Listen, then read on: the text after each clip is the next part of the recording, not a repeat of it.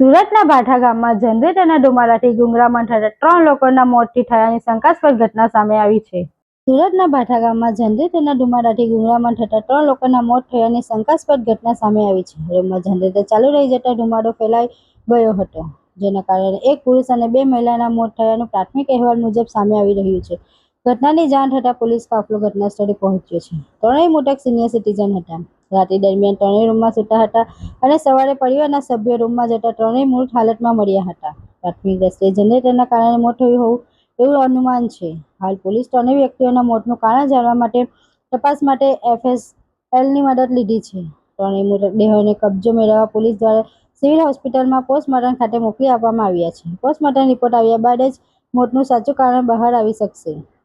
10 જુલાઈએ ગુરુવારે કોસંબાથી બંને મહિલા બાલુભાઈ પટેલને લેવા માટે સુરત આવી હતી. બાલુભાઈ ઘણા સમયથી ક્રિકેટ બોક્સ નજીકના ખેતરમાં રહી ત્યાં ચોકીદારીનું કામ કરતા હતા. તેમની પત્નીનું 1.5 મહિના પહેલા અવસાન થયું હોવાથી તેઓ એકલા જ રહેતા હતા. સમાજના રીતિ રિવાજ પ્રમાણે પત્નીના મરણ બાદ મહિનો ફેરવવા બાલુભાઈ લેવા માટે તેમની સાડી વેદાબેન રાઠોડ અને બીજા એક કૌટુંબિક સંબંધી સીતાબેન રાઠોડ આવ્યા હતા. તેઓ બાલુભાઈને પોતાની સાથે લઈ જવા માટે ખાસ કોસંબાથી સુરત સુધીનો પ્રવાસ કરીને આવ્યા હતા. સવારે પાલ પોલીસ સ્ટેશનની પીસીઆરને જાણકારી મળી કે અહીંયા એક રૂમમાં 3 જણા મરણ ગયેલ છે.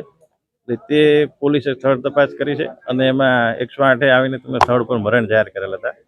અમે પ્રાથમિક તપાસમાં એવું જાણવા મળેલ છે કે જે રૂમમાં સૂતા હતા ત્યાં એટલું નાનું જનરેટરનો ઉપયોગ કરેલ છે. જે જનરેટરના ધુમાડાના કારણે પ્રાથમિક દ્રષ્ટિએ એવું જણાવે છે કે ગુંગળામણથી મરણ ગયેલ છે. તેમ છતાં FSL અને PM રિપોર્ટ આવ્યા બાદ ચોક્કસ મૃત્યુનું કારણ જણાવી શકીશું.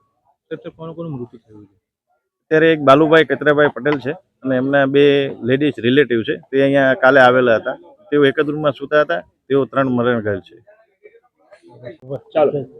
મારું નામ સુનિલભાઈ બાલુભાઈ ડોડિયા પટેલ નામ છે અને હું સવારમાં ઉઠ્યો તો મારા પપ્પાને અને દાદીને માસીને ઉઠાડવા ગયો. તો મારા પપ્પા ઉપર બેડ પર પડેલા હતા અને મેં ઉઠાડવાની કોશિશ કરી તો એવું થાય ને કે અપર થઈ જાય. પછી માથી રડાઈ ગયું તો બધાને મેં બોલાવ્યો મેચ રમવા આવલા એમને. તો ભાઈ બધા અહીંયા આવો તો ભાઈ લોકો બધા પોલીસમાં જાણ કરી અને 108 ને સગવડ કરી દીધી હતી. ક્યારે કોણ કોણ અંદર તમારે શું સગા થાય? એમાં મારી મમ્મીની બહેન હતી અને એક દાદીમાં હતી. કેટલા સમયથી અહીંયા રહેવા માટે આવેલા હતા? શું કામ કરતા? એ મારા પપ્પા તો બહુ વર્ષોથી અહીંયા રહેતા હતા પણ મને નહીં ખબર. મેં તો 5 દિવસ પહેલા અત્યારે આવ્યો કે હવા મહિના થયા તો અમે બી લેવા આવલા હતા એમને. શાના લીધે આવું થયું એ તો નહીં ખબર. હવે કોણ છે? તમારું નામ બોલો. બાલુભાઈ કચરાભાઈ પટેલ એ મારા ફાધર થાય છે અને સીતાબેન અનિલભાઈ મારી માસી થાય છે અને એક દાદી છે નામનો ને ખબર વેદ્યાબેન